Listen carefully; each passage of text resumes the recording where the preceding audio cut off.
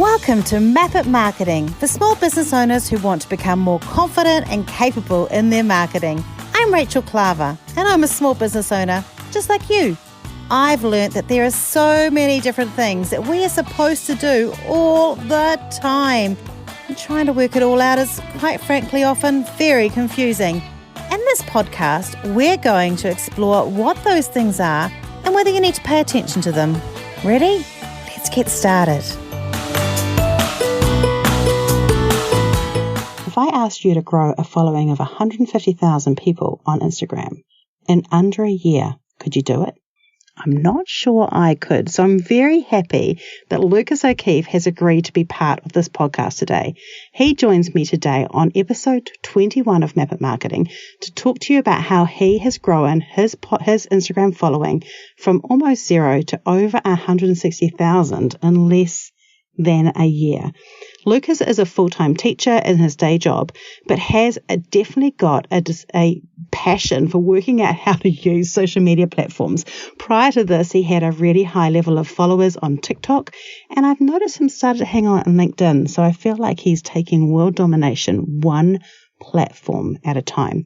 Lucas's information was open and honest about how he's grown his following, and some of it is things that you will not be able to do in terms of the time he's put into doing it. But there are lots of tips and ideas that I have used from this session, from learning from him, and things that have helped influence me in the way that I provide my content. So I know that this will also help you. Take from it a few things. One, take that the amount of time he puts into it is not often something that you can do, and then relax yourself into not expecting that growth with less time, but also learn from some of the tools and tricks and ideas that he has given us to help you grow your business. And of course, like any podcast, please come along to Map It Marketing on Facebook to ask questions or talk about it and learn more about marketing for your small business. Right, let's get into this. Let's get talking to Lucas O'Keefe. Welcome to episode 21 of the Map It Marketing podcast. First of all, I want to say thank you so much for joining us with this 21. We're almost halfway through a whole 6 months, which is amazing because I am someone who's not great at sticking to a plan, and I have stuck to this. So you guys, we're committed together. I would love it if you come along to our Map It Marketing group after you've listened to this podcast, because as I said in the introduction, I have got an amazing guest for you today. Lucas O'Keefe is he's becoming an Instagram influencer a little bit because he's just like so good on it. But he is actually someone who's done this before, apparently on TikTok, which I'm going to ask him about. And he is someone who loves teaching.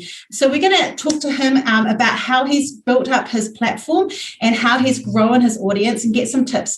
But first of all, I thought I'd just allow Lucas to introduce himself in his own words, and then we'll get jumping in. So hi, Lucas. It's lovely to see you. Great. Thank you for having me. And congratulations on your consistency. That is amazing. I'm honored to be on here. Yeah, so I am Lucas O'Keefe. Like you said, I am a teacher, content creator. I consider myself to be a hybrid of influencer and business or entrepreneur on social media, which I think we're finding a period of time where many people are realizing that as well, right? We are running our business, we are offering our products or services, but at the same time, because content is so important nowadays and you have to be putting out that content, we're also building up this authority or building up our personal brand and reputation. At the same time, we're kind of selling our business. So to answer your question at the start there, I would definitely say I'm a bit of a hybrid between the two. Recently hit about 160,000 followers on Instagram as my main platform. Do have experience in other platforms, like you mentioned, things like TikTok, LinkedIn, a little bit of YouTube here and there, just having fun with those. But Instagram definitely is my main platform and what I feel to be the best all-around business platform that there is today. So what I do is I share content and strategies on how people can do the same in growing their own personal brand with a community focus on that platform. Because I know that for me, mine is under my business, Identify Marketing. And one of the things, and people know the story with me, is that our business kind of was floundering because I wanted it to be about the team and growing the team. And it only started to grow as I started to show up myself more. And I often have this kind of regret that I didn't actually do it almost underneath my name. because I do think that name is so important, like having a name that people can attach themselves to has become a really important thing. Do you think that name recognition is how a lot of people are growing their businesses now, on their personal name? Absolutely. And for context, I started this account in March of 2020, and my username wasn't Lucas O'Keefe. It was On the Clock Media, which had a little bit of a tie to TikTok and trends. My motto was something like, keeping you up to date on the latest social media trends. But yeah, it was On the Clock Media. My profile picture was a picture of a clock, a logo I made in Canva. Had really no trace of me in the content I was sharing for a while. But gradually, as I started showing up as this account and slowly putting out my own personality, my own personal brand here and there in my content, going live, putting my own photos into my content, showing up on video, people started, no longer addressing me as On the Clock Media. It was, there's Lucas, whose account is On the Clock Media. And it got to the point where I just said, you know what? All these people are addressing me as Lucas. They know me as Lucas. It's a name. It's so much more personal than, hey, On the Clock Media, how's it going? So I made that big switch over, doubled down on the personal content. And that's really, in my opinion, been a huge factor in scaling my growth and my community in particular. I actually really love that. It terrifies me, but I love that. Now, I have another question about this, because when I was doing a bit of research and you gave me a link to something that I could put on the show notes, which is actually great. I had a look at it and thought I might buy it for myself, because I always like getting someone else's structure. So for like $30 Canadian, what's that like? $30 Canadian, like that's like $30 US, is it as well? I think it's like 24 US or something. Yeah, our Canadian dollar is not doing so well right now. You get like a $25 US, $30 Canadian. You get a 365-day content calendar of ideas. And I know that for lots of us who are busy, that's a great thing to have. But that's not even on a proper website. Like, you've just put that like on a thing. Like, you don't have a proper website. You don't have like big branding pages. You're doing all your stuff on Instagram. Yeah, the first thing I prioritize that I still make sure I have beyond my Instagram is just having my own domain email. So my own Google Suite box. I have hello@lucasokeefe.com.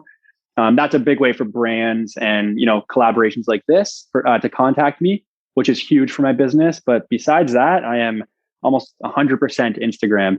Obviously dabbling in a mailing list. That's a big priority of mine, because my audience is just asking me for it. And I do have plans to get pretty active on YouTube coming up in the next month or two. So there definitely is room to grow. But I do find it so important. You're just going to be a megastar. Got to be everywhere.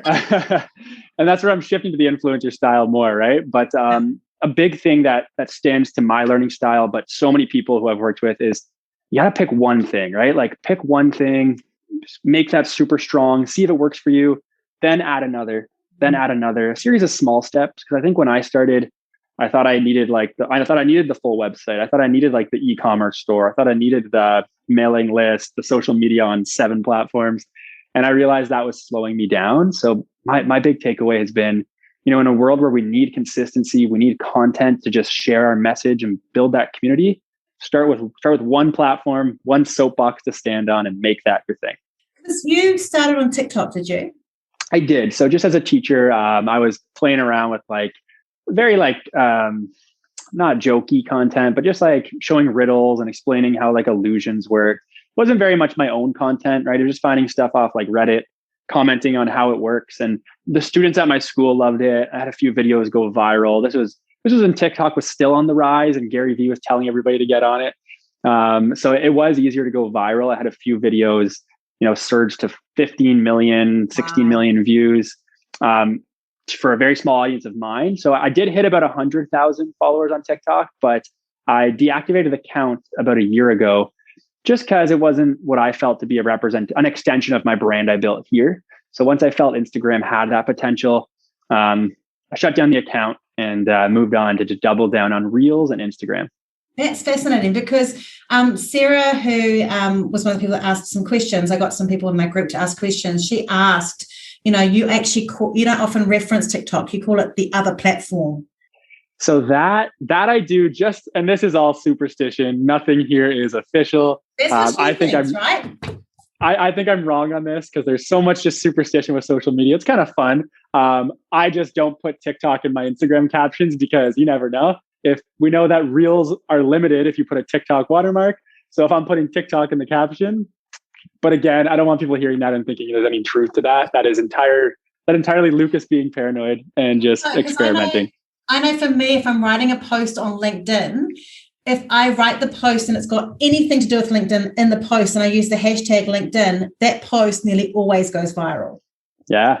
And I'm like, dude, there's basis for it, right? Cool stuff. Why is it? But they're like, oh, look, she's talking about LinkedIn. I may as well push that one out. So I think there is a truth in the platforms that they do that, because I did think that with you is I like to use a platform to talk about another platform, but I feel like maybe I'm not doing the right thing in doing that, because the platform's going, hey, don't tell the people about the other stuff. Just tell people about what we're doing. Well, like you said, I haven't been as active on LinkedIn lately as I want to be, but for a while I was repurposing some of my Instagram content from Instagram to LinkedIn. But what I was doing, I didn't do every post, because whenever it was like a Instagram specific thing that only makes sense for Instagram, I wouldn't repost it. But certain things like, I do a feature on some brand color palettes that could work for LinkedIn too. But what I would change is on Instagram, it's a carousel post that says 5 brand color palettes for your Instagram content. For LinkedIn, 5 brand color palettes for your LinkedIn content. And like you said, I found my stuff was doing significantly better when I made that change. Again, it could just be human nature. Someone on LinkedIn might be more drawn to LinkedIn content, right? Maybe not algorithm, but we love to have these superstitions and these theories. I think that's what is so exciting to me about social media and algorithms, right? Yeah, it is. Now, this is going to be aired a few weeks after we're doing it today. But one of the things that's recently happened this week is we lost music, all the music features on Reels. And it's come back for me. I don't know if it's come back for you. Today, I got it back. My story right now that I posted probably 2 hours ago is me with a big smile on my face. And I'm putting like some actual top 40 common music. And I'm saying, look, it's back. So I'm in the same boat. It's just a glitch, right? It came back. Well, I think what's happened on mine, which is different, is I now have I was saying this to my husband, Rod. I said, I reckon Instagram has employed someone whose job is to just lift all the trending songs off TikTok and put them in the playlist, because all the playlist songs are now there. Whereas before I used to have to scroll through the reels to find someone that had brought it in or try and bring it in myself. But I was pretty happy, to be honest, when I got it. But my upset part was I had this hopeful feeling that it meant that they were going to bring the caption sticker in, and that's why the glitch was there. And so when that didn't happen, I was like, I was waiting for the captions. For me, the glitch brought me, I didn't have voiceover and I didn't have 60-second reels. So the glitch brought me those two. Again, I'm in Canada, but I did gain those, but then lost the music. So I was like, I don't want this trade. That's not fair. I do have that thing around, like, I just actually got a call from the LinkedIn creator group who want to work with me or talk to me about some stuff. And I only got it because I left a snarky post on something saying, are you going to do this for anyone outside of the US? And so they messaged me and I was like, yes. It's hard sometimes when you're not in the cool country for the So before we talk on the other stuff, I was going to ask you this. I want to ask you a really serious question about your brand, because one thing that I have noticed is that you get a lot of positive comments about your ideas and your carousels, and we'll talk about carousels soon. But one of the things I see cropping up all the time is people have a little bit of a jealousy thing around your hair. And I think I've heard this enough to not blush too much when I hear this still. It does happen as we are on video right now. But yeah, it has become a factor in my personal brand, which initially I used to kind of like pass off the comment. Or just like I said, I used to just laugh and then ignore it. But I think, and this has actually become my favorite example of the power of personal branding on social media, but also standing out, right? And my favorite thing now is telling people, find that one thing or those 2 or 3 things that are going to get people talking about you or remembering you, right? For some people, it is their strength on live video and their Instagram lives. And maybe they host those like a talk show and they're amazing. For some, maybe it's their reels. For some, maybe they're not even putting their face in their content and it's all just amazing carousel designs, right? We've seen those especially. Whatever it takes, there are so many different ways to make it work for you, but you have to stand out. So for me, I've really started to kind of embrace that, like the jokes people make, and I'll start making those jokes too and bringing in my hair. I recently got a haircut the other day, and it was a few weeks ago now, and it's super short. And I was like, oh no, there goes my personal brand. But it up with dry shampoo. Yeah. But I found that these are just like, conversation points, right? What makes you top of mind? And interesting, like I mentioned at the beginning about this kind of like influencer business hybrid is I was recently speaking on a live or a podcast, I believe, with someone who is an influencer coach. And she mentioned that like, well, look at this kind of hybrid we have right now where you could literally, even though your audience and your niche is like social media marketing, content creation, she's like, you wouldn't be out of line to like reach out to like a hair wax company and be like, hey, like I have a pretty big brand on this and I use your product. Would you like me to do a sponsored post? And that really got me thinking about this kind of potential that, personal brands in general have for such wide ranging crossover and niches you wouldn't think were related. Gina Kutcher does that. So she will often do like a lot of stuff around, Instagram and Pinterest, but then she'll go, here's all my favorite baby products. And sometimes I feel a little bit like but she does it in a way it's quite natural, and that she's obviously getting that kind of link back. I was thinking, has the time come for a Lucas O'Keefe hair Instagram account? But we'll leave that for another day. Okay. So being a marketer isn't your full-time gig, is it? No, so I'm still fully employed elementary school teacher. So I currently am going to teach. I teach middle school right now, so I'll be starting in grade 8 back in September. So I'm currently on summer vacation. Oh, nice.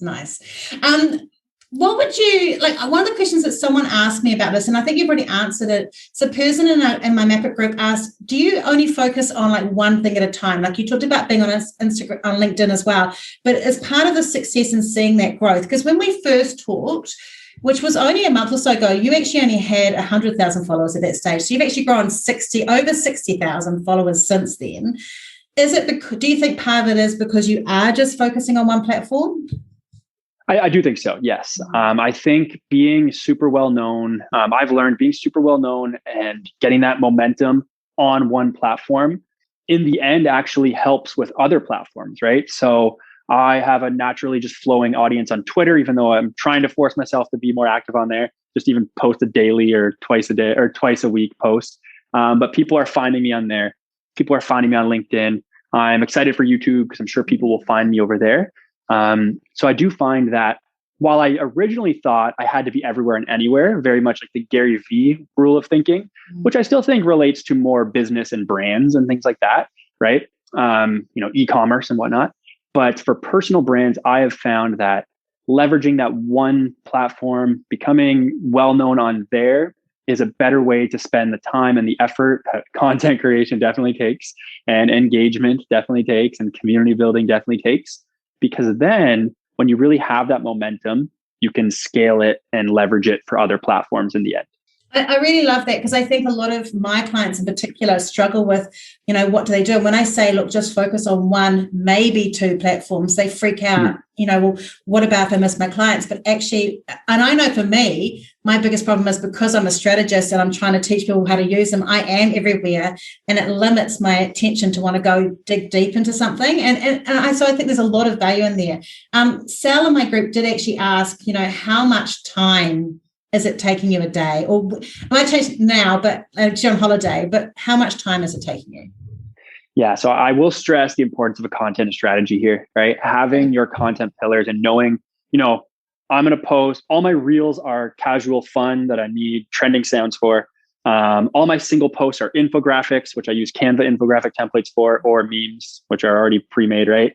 All my carousels are right now, like tools. I'll debrief on a certain tool and how it works. And then I've been starting to get personal brand photo shoots done. And those are more just personal, more caption heavy, right?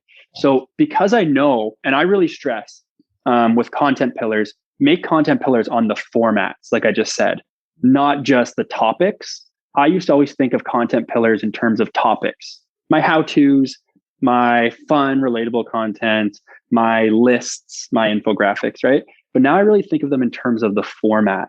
And I think that's really helped me because I know, all right, I'm making a single post right now. How do I get ready for that? I'm making a reel right now, or I'm batching for Reels. How do I get ready for that? So I've really refined my time now. I'm down to still about an hour daily on content creation, and then an hour daily on engagement, more so, continuing to build relationships within my community that I now have, trying to reply to comments, trying to reply to DMs, which I've, fallen behind on a bit because it does become difficult to keep up with. But when I was starting, and maybe for someone who would be asked in a position of asking that question, I was looking at 4 to 5 hours a day when I was first starting. This was at the first peak of COVID, March 2020, when I was teaching online and had a lot more free time. So I did kind of leverage that. And I did take a leave of absence from teaching for a few months so I could go all in on this. Wow. Which not many people know. I haven't shared that with too many people. But now that I have it, I think I use that time wisely. And I have that kind of machine I've built that's now rotating. And all I have to do is feed it content. So, because I think that's one of the things I find a lot of people struggle with is that length of time. And you are someone, because you're a teacher and you're used to explaining things. I was a teacher too. I was a freelance writer for like 10 years. So content, I'm writing a book at the moment, and I was explaining, this is how I want you to write a caption, and here's how I write it. And I said, I'll have a vague thing in my head, and it's moving around. It's like a shape. And then I go, now's the time to write. And I don't even know what the word's going to be. And I go and I can write a chapter or a blog or a post in moments, because it automatically comes out. But that's because we're practiced, right? So that's you as an hour a day doing that content that would still take 3 or 4 hours for someone else perhaps to do that content. Exactly. And then it's practice makes, I don't like practice makes perfect, right? But practice makes speed, right? Yeah. Yes. Practice makes efficiency is what we'll say, right? Yeah. It's just like how if someone's trying to do push-ups, right? Maybe they're going to struggle with one push-up, but if they keep trying to do it every single day and work out other skills or other, muscle groups, eventually they're going to be doing 25, 50 push-ups or running a mile, right? It's the same thing with content, right? You get faster, you learn your program you design with, you make templates, like you said, you learn how to communicate more effectively and extract ideas from your brain and your inspiration and surroundings. It really does help. And that's kind of my favorite part of social media, is really just now that I've wired my brain to think this way in terms of creatively making content and sharing it. I love your pillar thing around not being around content, but being around the structure, because I think that's the winning thing for me, because I really struggle with, which bit shall I share on here? And I should be sharing that. So I may take that. And one of the things I want to talk about is carousel posts, because I've got a couple of other people who don't follow you, who are in social media, and they actually said to me, wow, those carousel posts you've got are doing really well. And I'm going to reformat mine because I'm not quite 100% happy, but they make such a difference to being able to create content. And I think carousels really started in the social media marketing kind of industry or niche here on Instagram, which I still think we call it the carousel community. I still think it is the most supportive community and niche on Instagram, hands down. People interacting and engaging with each other. Now, obviously, people have to be realistic about that and think, especially coaches and whatnot and strategists. You got to remember what works in this community, though. You have to make sure you also can leverage it or make it happen in other communities like fitness, food, right? Entertainment. So that's the challenge that many people I work with have needed help with overall.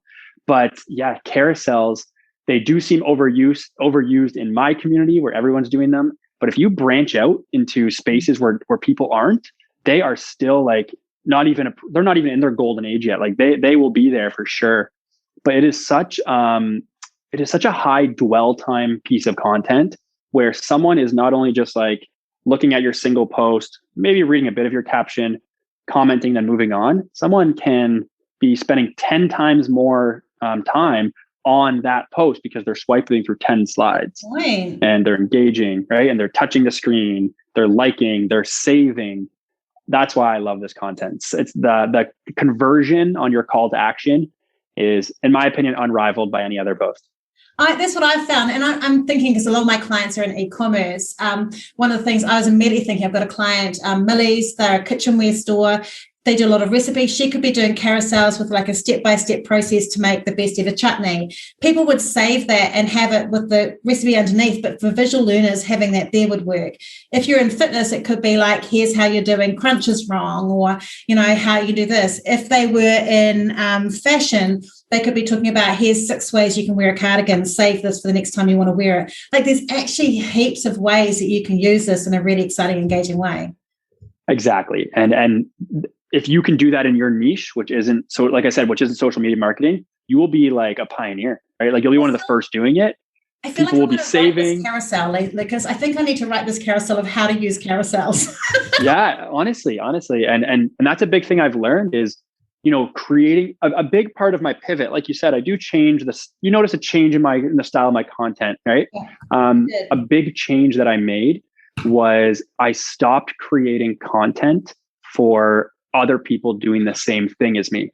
And I focused on maybe the person who's just starting, maybe the person who isn't in social media marketing, but is running a small business. That's my ideal audience, to be honest. The person who's running a small business needs to do their social media themselves, needs to get out there and, build their brand, or wants to build their brand, but doesn't have the time to learn all the stuff I learned about content creation and social media marketing.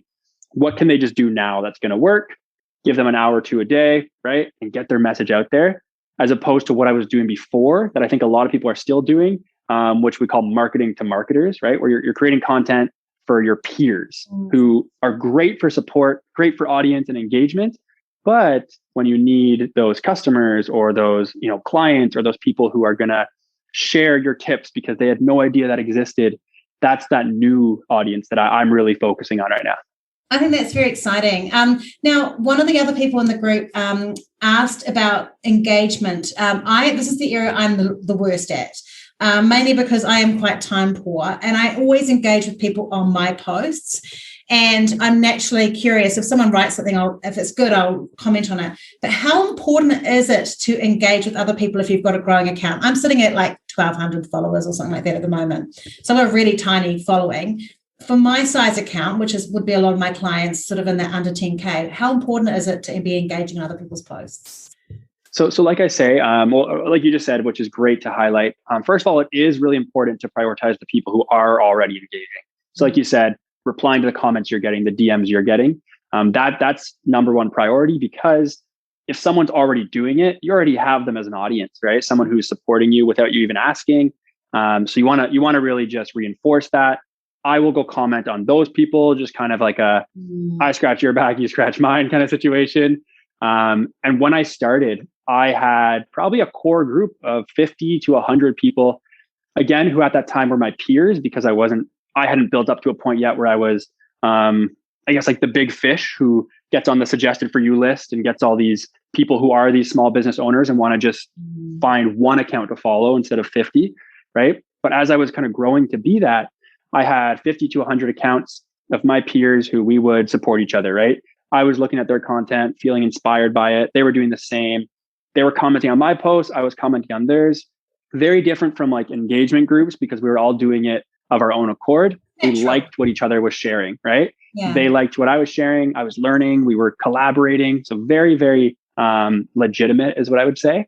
So like you said, super important to, strengthen the connections and foster the connections you already have and the people you already have. But then, yes, it is very important, especially on Instagram with how the algorithm works now and how organic reach works now. Very important to go out and do that groundwork yourself, right? Knock on those doors and hand out those pamphlets about your business. Basically is how I compare commenting on other people's posts. Every time you comment, you are leaving a little tiny billboard that someone might see that brings them back to your page or your content, right? And it can feel overwhelming because, like I said, tiny billboard. So keep in mind, it's not this huge thing. It's not going to have the same conversion, but you never know. Maybe someone will pin your comment and maybe they're a big creator, right? Maybe you have post notifications on for them and you're intentionally, as soon as they post, you're leaving a thoughtful or funny or interesting or collaborative comment on their post. They're pinning it and all of a sudden you're the first thing everybody's seeing. Everyone wants to engage with you. Everyone wants to like your comments and reply. That's a huge strategy right there. But yeah, it's all about just getting your name out there. So I did a mix on big accounts. but then also on similar sized accounts to just kind of build those relationships, realizing that not everybody is going to be, you're not going to hit it off with everybody, but don't be discouraged. Just keep trying, right? Build those relationships and give the engagement you want to receive. I really find it interesting because I use that billboard idea in LinkedIn, because on LinkedIn you have a headline that follows you around with you so people can see what you do. I'd never thought about it being like that on Instagram. So that was like oh my gosh, I never thought about that. Okay, so let's just talk a little bit about a couple of things. We talked about carousels, reels. Now I struggle with reels, and we've actually had this conversation before, because one of the things I'm loving on TikTok is actually on TikTok, my best TikToks are my longer TikToks. They're not always over a minute, but they are between 20, maybe 25 to 50 seconds long. They're information rich. They give me a chance to express my information, but they don't do well on Instagram, which annoys me. Yes. And it will, of course, because if it's doing well on TikTok, it's good content, right? Yeah. The big thing I like to use to answer this question is look at the life cycles, right? So if we look at TikTok, when TikTok just started or was fairly new, it was also just entertaining, largely teenager content, just short, entertaining. Some people criticized it for that reason, right? I got banned from my kids because of that. Yeah, exactly. Right. But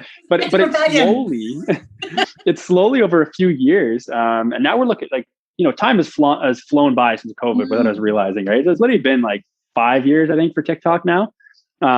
It's been around for a while, especially with Musical.ly, but TikTok has this huge audience of people who like everything, right? It's not just teenagers looking for just quick entertainment or anything like that. Like you said, we're on TikTok. Every niche is on TikTok. I like to play Dungeons and Dragons as a hobby of mine, and that has a huge community and niche on TikTok, right? Or like Pokemon. As I said to you before we started, I self-diagnosed myself with ADHD and quickly found ADHD talk. A weird range of stuff that. I mean, I know we're talking about Instagram, but the one thing that TikTok does so well is the algorithm is so beautifully shaped to your own experience. Best algorithm out of any platform. I always say this. TikTok has the best algorithm of any platform on social media, and making almost dangerously so, as we know. We might make it the clip for this promo for the TikTok for the other platform. The other platform. What is that other platform? But yeah, so now that TikTok has all this content in the TikTok format, it can, and it has the community for every fragment of a community possible. It works with that algorithm. So I know Reels is trying to get there, and they will be there. They have the user base, they have the audience. What they're lacking right now is enough people watching Reels, because you can do a lot more on Instagram than just watch vertical videos. TikTok, you can only watch vertical videos, right?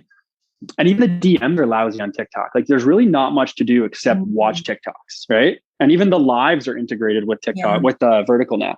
So really, right? So on TikTok, that's all you can do.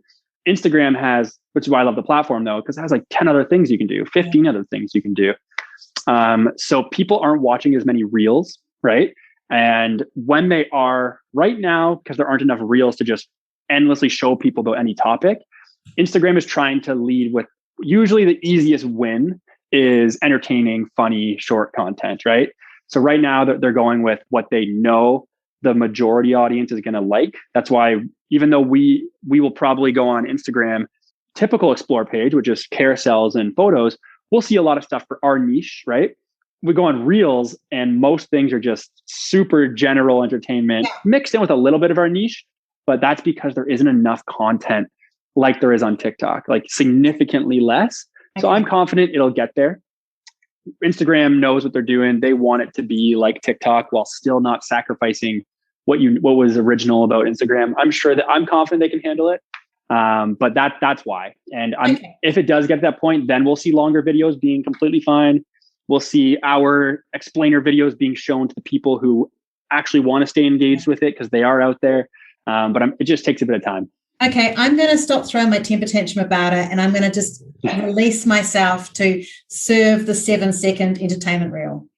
Well, and I'm going to challenge myself on the opposite of that to make more informative. I've been telling myself, I do need to add that vertical in there, right? Because that is a huge way to communicate. I like voice, so I need to do that a little bit more. I think I've been taking the easy route out with my short and quick entertaining reels, but we need to do the opposite. Yeah, and also like I actually reused an audio from the Rachel Pedersen this morning because she did one, but she'd left a gap. So I could actually use her voiceover and still do something that was meaningful, but great engagement from it. So you can do that. You can start creating your own voices, right?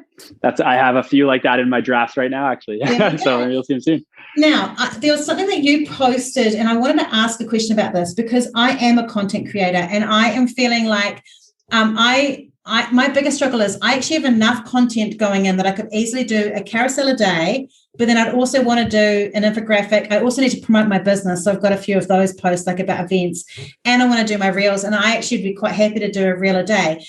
Is it okay to do lots of content, or is there a point where you go, no? So I used to think a lot. That's what I love about social media. Things change, and it's important for people to accept that things change, what I would say. But I used to very much be in the group that said post once every 24, maybe 48 hours, right? Maybe only 3 times a week, because it gives each post the maximum lifespan to be shown, as opposed to a new post coming in and replacing that.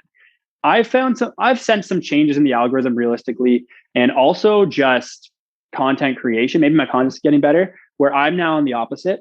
First of all, a huge disclaimer. I tell people, right, post whatever you can, whatever consistency means to you, but make it consistent, right? Yeah, exactly. Because we see these people here, like me, say something like what I'm about to say, and they might be like, okay, I got to post 3 times a day for 30 days straight. And then they'll do it, which is amazing. They learn so much, but at the end of the 30 days, they're burnt out and they leave social media by day 15. Yeah. Yeah, they're done with social media, right? And that's the sad, unfortunate thing. So I always say people, like, as a huge priority number 1, if you can only consistently post 3 times a week, but that's going to keep you doing it for 6 months straight, do that. That is so much more beneficial to your brand and your growth than a 30-day sprint, a 2-month inactivity, right? And then getting back to it and trying to revamp your account. So consistency is key, and it has different meanings for everybody and everybody's lifestyle. Huge factor there.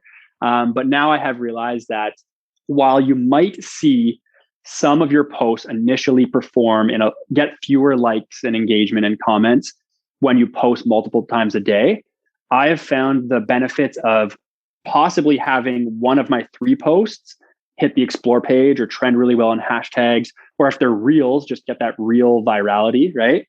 The chance that 3 posts have, as opposed to just 1 post, is totally worth it for me, as opposed to just posting 1 time per day.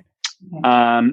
It lets me use multiple formats, like you said, which is huge. And that is what Instagram loves. The algorithm wants us using multiple formats. Instagram wants us using multiple formats. And when you're posting multiple times a day, it's easier. And the other thing I will say too is, while you might find some of your initial posts have lower reach when you post multiple times a day, altogether, 3 posts usually have way better reach than 1 post.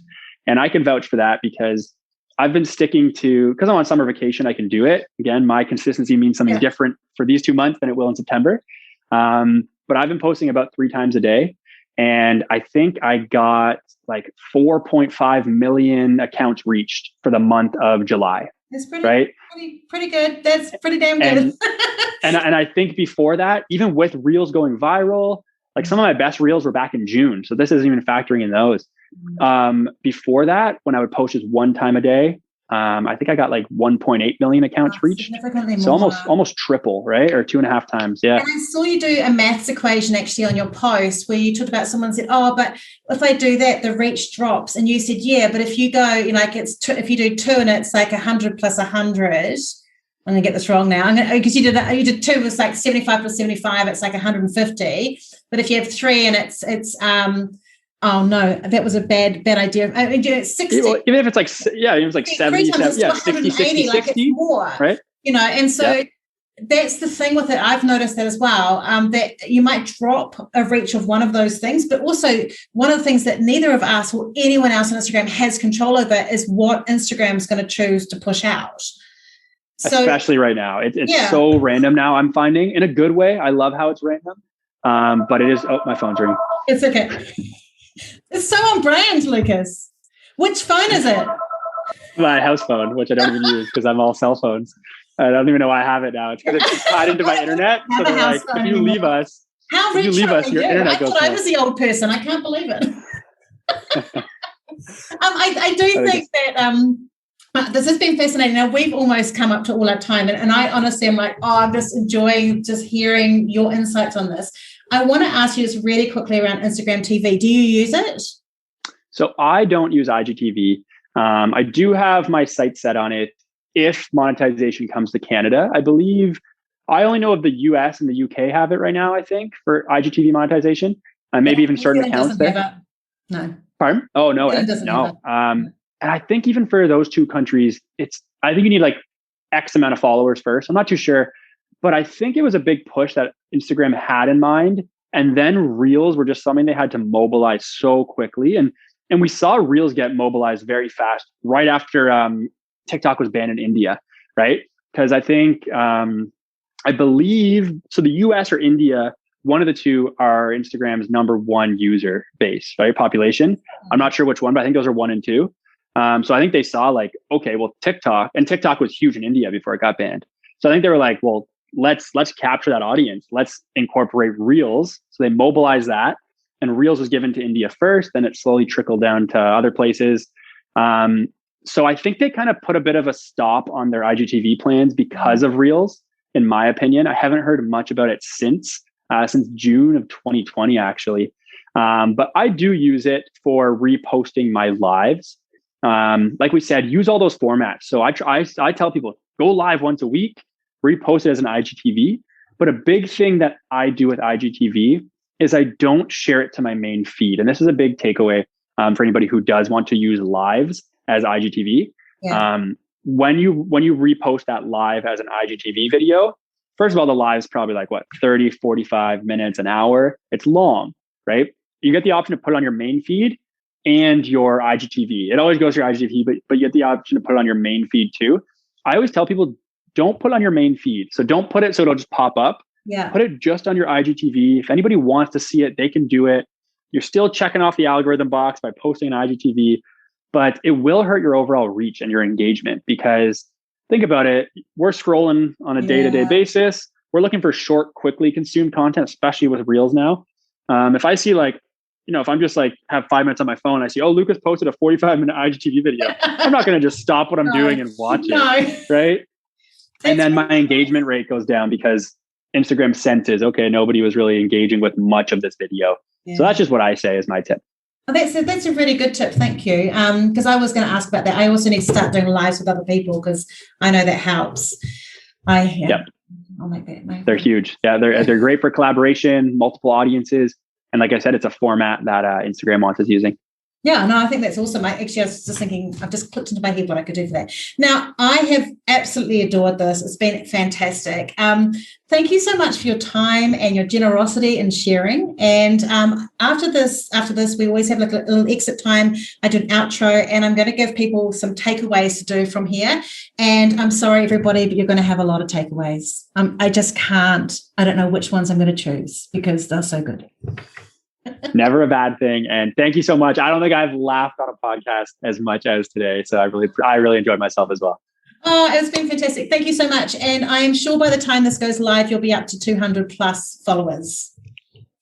Fingers crossed. Let's hope. Thanks. And I might be up to 1,300. Who knows? There we go. It's an exciting time to grow Instagram. It is. Like with the Reels and everything else going on, it is an exciting time. Exactly. Thank you so much. Lucas shared so much and so generously in this podcast episode. I so enjoyed it. And guys, I learned a lot too. I have the privilege of recording these podcast episodes ahead of time. So I get to test and try everything that people say. And I can tell you his advice works. I am seeing a huge uptake in engagement since I took on some of the things that Lucas suggested. Now, very, very briefly, Lucas earlier on this week had a little bit of a blip where he lost access temporarily to his Instagram account. It's all fine now.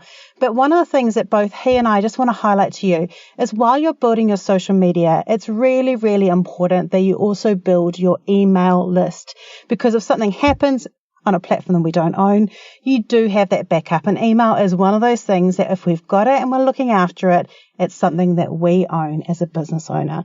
On that note, I have a webinar that I would love to invite you to. I'll put it in the show notes. It's all on how to create lead generation and how to use a checklist as a download to get people coming and joining your list and then nurture them all the way through to customer. It's something that we do with our clients, and I'm going to share with you worksheets and templates and a whole lot of stuff to help you do your own one so that you can walk away and do it. So I'll put a note of that in the show notes. Now, let's talk about a couple of things that Lucas highlighted that I want you to take away. One is definitely to focus on 1 or 2 platforms max as you're growing your business. It really is too hard to try and stretch yourself across, and I'm 100% in agreement with that. The second thing is really focus on building that community. One of the things I have been doing is doing a lot more commenting on other people's posts, and that is definitely making a difference to the reach on my posts, and it's something I had never really done before. Thought it was a bit of a waste of time, and it's really working. And the third thing I want to take from that is really making sure that the content that you have sticks to your niche and is something that people start to recognize as yours. When we stay with our niche, no matter what our business is or business type, it's really important to do that. Now, the only other thing I would say is that Lucas is coming through on this, particularly as building a personal brand, and is nailing it, guys, nailing it. If you are a small business owner where personal brand isn't the core part of your growth strategy, you can take elements from this podcast and use those, but don't get too hung up on the whole follower numbers. It isn't a criteria of success. What we want to see is those customers coming in, that growth coming in. I'm at a namby-pamby 1,200 followers, guys, and I'm still getting leads, and I'm still getting customers, and I'm still getting growth. So while there's that amazing growth that Lucas has got, you can get good results with less people too. Follow his pathway, follow his tips, but don't get hooked up on the numbers, because I bet you're awesome right now. Next week, we're going to talk about Q4, quarter 4, how to prepare for it as an e-commerce business. And I'm really looking forward to sharing with you some of the tips and tricks that you can do to make sure that you get through that sales season, make all the money you need to make so you've got a nice little nest egg to get all the way through the following bits and pieces where it's quieter. Until then, have a great week. Thanks for tuning in today to Map It Marketing with me, Rachel Klaver. Make sure you hit subscribe in your podcast app so you don't miss an episode. And if you want notes or information about today's podcast, go to rachelklaver.com/podcast for more information.